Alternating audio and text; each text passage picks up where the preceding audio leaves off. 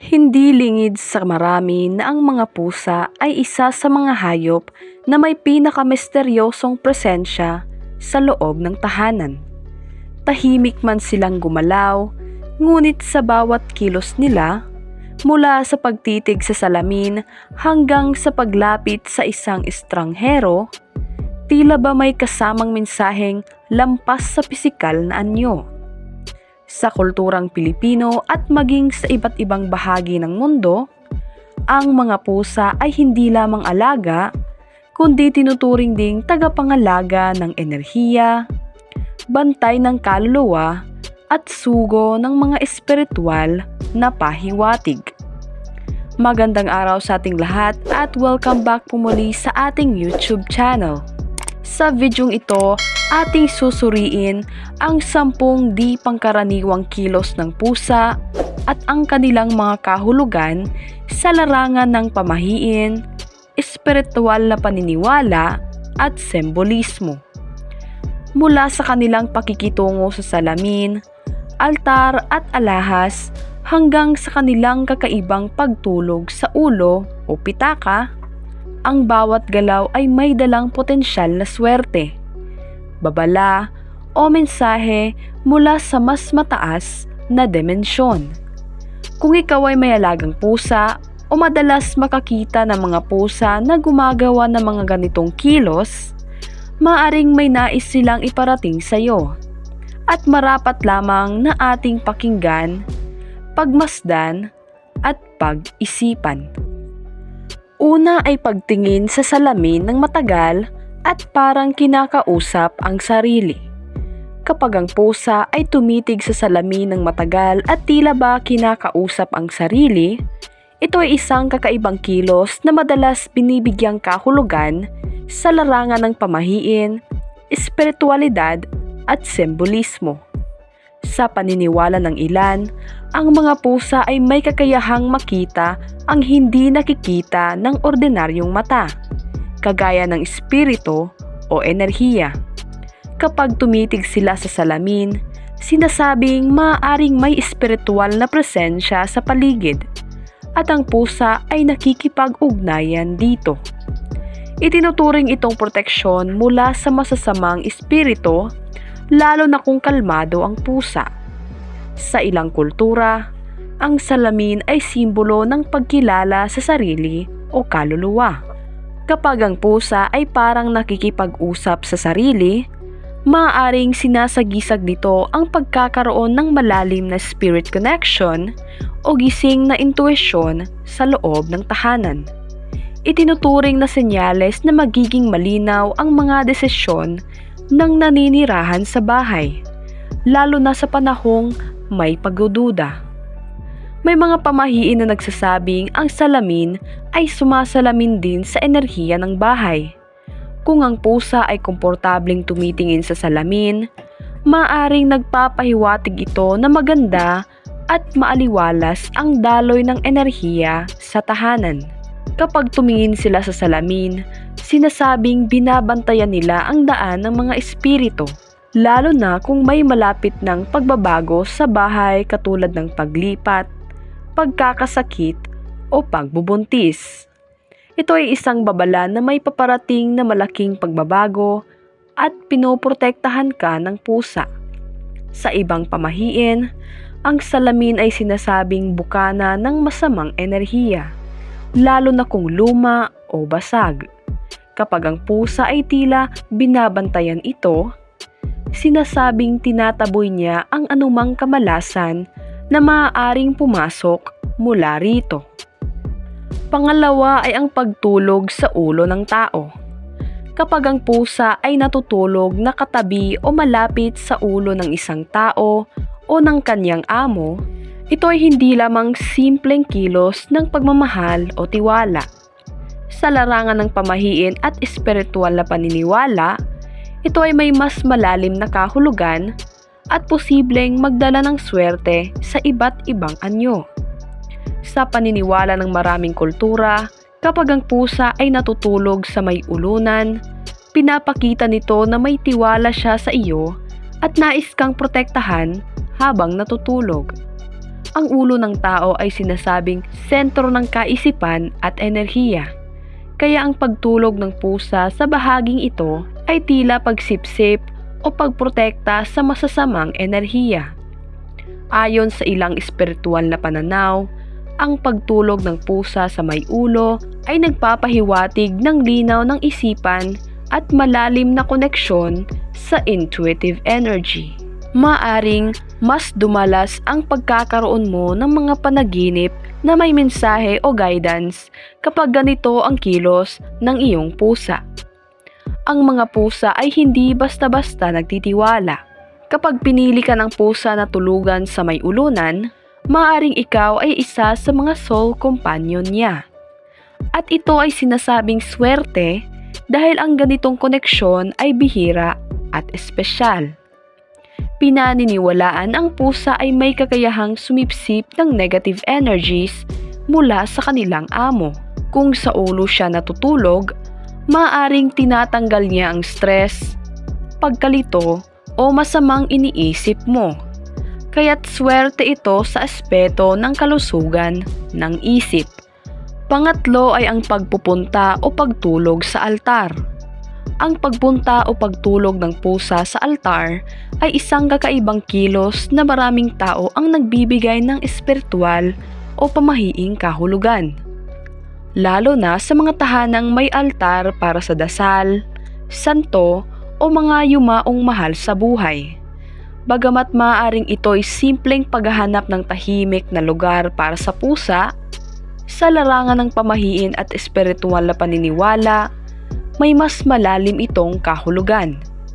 Ang mga pusa ay may kakayahang makaramdam ng presensya ng espiritu o negatibong enerhiya. Kapag sila ay tumabi sa altar, lalo na kung ito'y ginagamit para sa panalangin o para sa mga yumao, maaaring sinasagap nila ang enerhiya roon at nililinis o binabantayan ito. Kapag ang pusa ay kusang tumutuloy o natutulog sa altar, itinuturing ito ng ilan na simbolo ng pagdalaw ng swerte o banal na gabay. Ipinapalagay na ang pusa ay napili ng mga espiritual na puwersa bilang tagapangalaga o tagatanggap ng biyaya. May paniniwala na kapag ang pusa ay lumalapit sa altar para sa mga patay, ito'y nagpapakita ng koneksyon sa espiritual na mundo. Sa maraming paniniwala, swerte ito. Dahil ito ay pagpapala sa tahanan. Mas magiging panatag, tahimik at masagana ang pamumuhay. At kung pusa mo ito at madalas siyang naroon, panatilihing malinis ang altar. Huwag habulin o paalisin agad. Hayaan lang siyang dumaan, lalo na kung tila payapa siya. Pang-apat ay ang biglang paglapit at pagdikit sa isang bisita na hindi kilala. Kapag ang isang pusa ay biglang lumapit at dumikit sa isang bisita na hindi naman niya kilala, ito ay kadalasang itinuturing na kakaiba at may malalim na kahulugan sa mundo ng pamahiin at espiritual na paniniwala. Kapag lumapit sila sa isang bisita, ito raw ay tanda na mabuti ang aura ng taong iyon. May mabuting intensyon, dalisay ang loob, o may positibong espiritual na dalang enerhiya. Ang pagpasok ng bisitang may mabuting enerhiya ay sinasabing nagdadala rin ng swerte, kasaganaan o kapayapaan sa bahay. Kapag ang pusa ay biglang lumapit at tila ayaw pang umalis sa piling ng isang bisita, may paniniwala na blessing bearer ang taong ito. Siya raw ay maaaring tagapagdala ng isang magandang balita, swerte o oportunidad na di pahalata sa simula. Paalala, hindi lahat ng ganitong kilos ay dapat isandig lang sa pamahiin. Minsan, maaaring naaamoy lang ng pusa ang ibang hayop sa bisita o naaakit siya sa boses o kilos ng tao. Ngunit kung ito'y bigla ang lapit na may tila kahulugan, karaniwan itong binibigyang pansin sa kultura.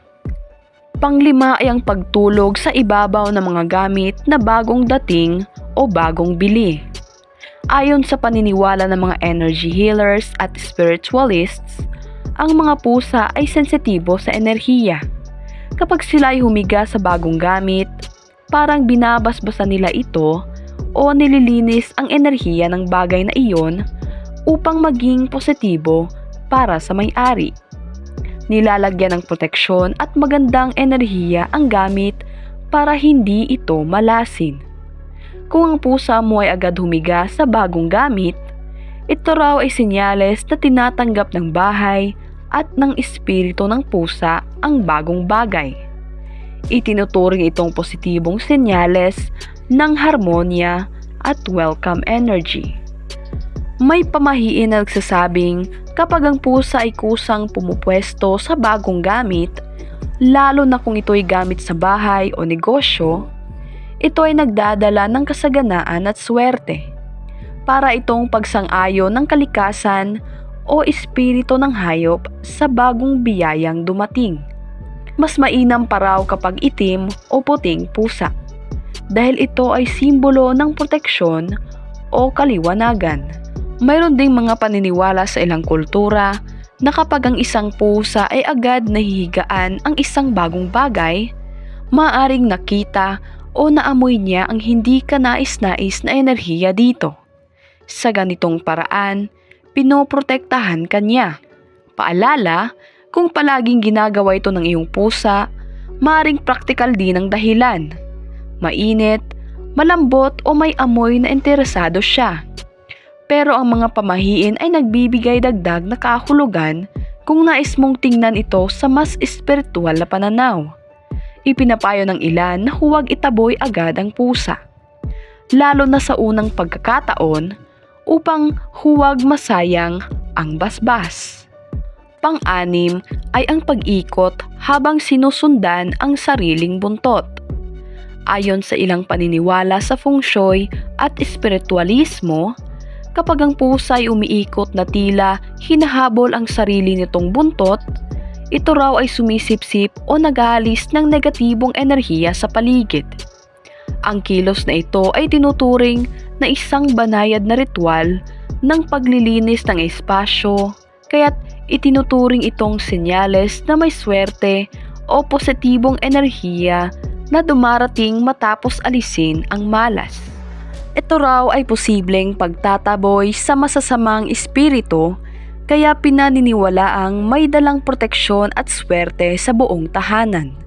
Sa espiritual na pananaw, ang buntot ng pusa ay parang antena ng enerhiya.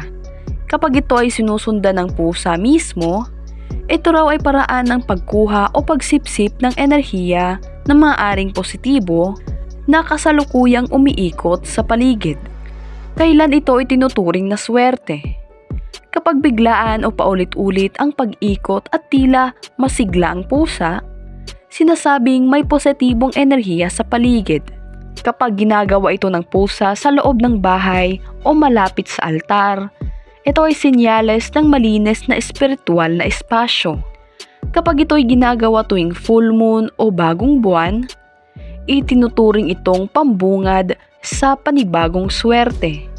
At kung madalas at tila sobra ang pag-ikot ng pusa sa buntot, ito rin ay maaaring palatandaan ng stress, pagkabagot o skin irritation. Kaya't mahalagang obserbahan ang kalusugan niya. Pampito ay ang pag-upo sa inuupuan ng bisita pagkatapos nitong umalis. Kapag ang pusa ay umupo sa inuupuan ng bisita pagkatapos nitong umalis, maraming pamahiin at espiritual na interpretasyon ang nauugnay dito. Sa mata ng ilan, tila simpleng kilos lamang ito, pero sa pananaw ng tradisyong Pilipino at iba't ibang paniniwala, maaring may mas malalim itong kahulugan. Isa sa mga karaniwang paniniwala ay sinisipsip o sinasalok ng pusa ang natirang enerhiya ng bisita. May espiritual na paniniwala na nakikita ng pusa ang kalikasan ng isang tao, kahit wala na ito. Kapag umupo ang pusa sa inupuang iniwan ng bisita, sinasabing sinusuri nito ang bakas ng kaluluwa ng taong iyon. Mabuti ba o masama ang intensyon? Sa feng shui at ilang tradisyon, Ang mga pusa ay tinuturing na tagapangalaga ng spiritual harmony. Kapag may umalis na bisita, lalo na kung ito ay nagdala ng matinding emosyon katulad ng stress, inggit o ingay, inaabsorb ito ng pusa upang hindi magtagal sa espasyo. Kapag agad umupo ang pusa sa iniwang upuan ng bisita, maaari ring sinyalis ito na nagustuhan ng pusa ang taong iyon. At sa maraming paniniwala, kapag nagustuhan ng hayop ang isang tao, ito ay swerte dahil marunong silang makaramdam ng mabubuting espiritu. Pangwalo ay ang pagkagat sa alahas ng amo, lalo na kung ginto o pilak. Ang pagkagat ng pusa sa alahas ng kanyang amo, lalo na kung ito ay gawa sa ginto o pilak, ay isang di pangkaraniwang kilos na maaaring bigyang kahulugan sa konteksto ng pamahiin. Sa ilang kultura, itinuturing na ang ginto at pilak ay may malakas na enerhiya ng proteksyon. Kapag ang pusa ay kumagat sa alahas na ito, sinasabing pinatitibay nito ang protektibong kapangyarihan ng naturang bagay laban sa malas o negatibong enerhiya. Ang paggagat sa isang alahas, lalo na kung ito ay madalas gamitin ng amo, ay maaaring tanda ng pagtatangkang alisin ang negatibong enerhiya na naipon dito. Ito ay parang pagsasala o cleansing ng pusa sa gamit ng kanyang mahal na amo. Kung ang alahas ay kinagat ng pusa nang walang agresyon o parang naglalaro lang, mari ito ay ituring na senyales ng magandang balita o swerte na paparating. Maring pera, relasyon o trabaho.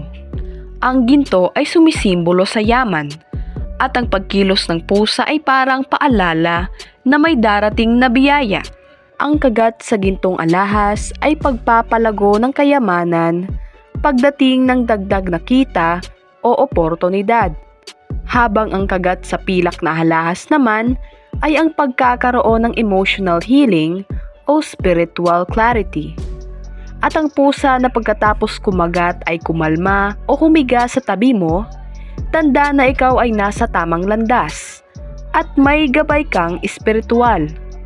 Pangsyam ay pagtulog sa ibabaw ng bag o pitaka. Kapag ang pusa ay natutulog sa ibabaw ng bag o pitaka, maraming mga pamahiin at espiritual na interpretasyon ang lumilitaw. Kapag sila'y humihimlay sa pitaka o bag, pinaniniwalaang pinoprotektahan nila ang iyong kayamanan laban sa malas, nanlalamang o enerhiya ng pagkalugi. Para sa ilang feng shui practitioners at tagasunod ng Eastern beliefs, ang pusa ay sumisipsip ng positibong enerhiya at maaaring magsilbing magnet ng pera kung saan siya natutulog, lalo na kung ito ay sa mga bagay na may kaugnayan sa pera. Kapag paulit-ulit itong ginagawa ng iyong pusa, pinaniniwalaang may darating na magandang oportunidad sa pananalapi, katulad ng biglaang pera, swerte sa negosyo, o tagumpay sa bagong trabaho. Kung natutulog ito sa bag o pitaka, maring ito'y babala na may panganib sa iyong pera, kaya't kailangan itong bantayan. Pero dahil nandoon ang pusa, mapipigilan ito. Ayon naman sa ilang paniniwala, maaaring nararamdaman ng pusa ang masamang intensyon ng ibang tao patungkol sa iyong pera. Ang pagtulog niya sa mga gamit na kaugnay ng pananalapi ay paraan ng pagbibigay babala. At pang-10 ay ang paglalaro ng buhok ng tao habang natutulog. Pinaniniwalaang kapag ang isang hayop kagaya ng pusa ay humahanap ng pisikal na koneksyon habang ikaw ay walang malay katulad ng pagtulog, ito ay palatandaan ng matibay na espiritual na ugnayan sa pagitan ninyo. Maaari rin itong nangangahulugan na may proteksyon kang espiritual at ginagamit ng pusa ang kanyang presensya upang bantayan ka habang natutulog. Ang buhok ay sumisipsip ng enerhiya mula sa kapaligiran. Kapag nilalaro o hinahaplos ito ng pusa, maaaring pinaniniwalaan na inaabsorb o inaalis nito ang negatibong enerhiya sa paligid mo. Ang pusa ay tinuturing na espiritual na tagapaglinis, kaya't ang ganitong kilos ay parang ritual ng cleansing habang natutulog ka. Kapag ang pusa ay madalas lumalapit sa iyong ulo, lalo na habang ikaw ay natutulog, sinasabing nagpapadala ito ng positibong daloy ng enerhiya sa iyong isipan. Maring simbolo ito ng pagkakaroon ng malinaw na pag-iisip, masaganang imahinasyon o kaya'y proteksyon laban sa masasamang panaginip na parang natural na dream catcher. Sa mga naniniwala sa reincarnation o mga espiritong tagapaggabay, sinasabing maaaring ginagamit ng espiritu ang katawan ng pusa upang maiparating sa iyo ang presensyang ito. At ang paglalaro sa iyong buhok ay isang banayad na paraan ng komunikasyon. Ito ay swerte sa kaisipan, dahil ito ay nagdadala ng kaliwanagan ng isipan at inspirasyon, at ito ay proteksyon mula sa malas. Nagsisilbing tagaharang ng masamang enerhiya habang ikaw ay walang malay. At ito ay pagpapahiwatig ng magandang balita o panibagong oportunidad. Ang pagkilos ng pusa ay tila senyales ng unti-unting pagdating ng mabuting kapalaran. Sa mundo ng pamahiin at espiritual na pananaw, ang pusa ay hindi lamang kasamang hayop, kundi itinuturing na gabay, tagabantay at tagapagdala ng mensahe. Ang kanilang mga kilos, gaano man ito kasimple o kakaiba sa paningin ng iba, ay sinasabing konektado sa mas mataas na puwersa ng kalikasan, enerhiya at espiritualidad. Kung ang iyong pusa ay tumitingin sa salamin, humihimlay sa altar, o nilalaro ang iyong buhok habang natutulog ka, baka hindi lang ito dahil sa ginhawa o ugali. Maring ito'y paalala ng swerte, proteksyon o pagbabago sa buhay mo. Sa halip na baliwalain ang mga ganitong kilos, maaari natin silang pag-isipan bilang banayad na paalala mula sa universo na tayo ay konektado hindi lamang sa ating mga alaga, kundi pati na rin sa enerhiya ng ating paligid. Ang pag-unawa sa mga ito ay hindi nangangahulugang pagtanggap agad-agad, ngunit nagbibigay ito ng panibagong antas ng paggalang sa misteryo ng buhay, kaluluwa at koneksyon ng tao sa kalikasan. Kaya sa susunod na mapansin mong kakaiba ang kilos ng iyong pusa, huminto, magnilay at tanungin mo ang iyong sarili. Ano kayang mensahe ang gusto niyang iparating? Maraming salamat po sa inyong panonood at sana po ay mayroon tayong natutunan sa video ito. Good luck and God bless po sa ating lahat.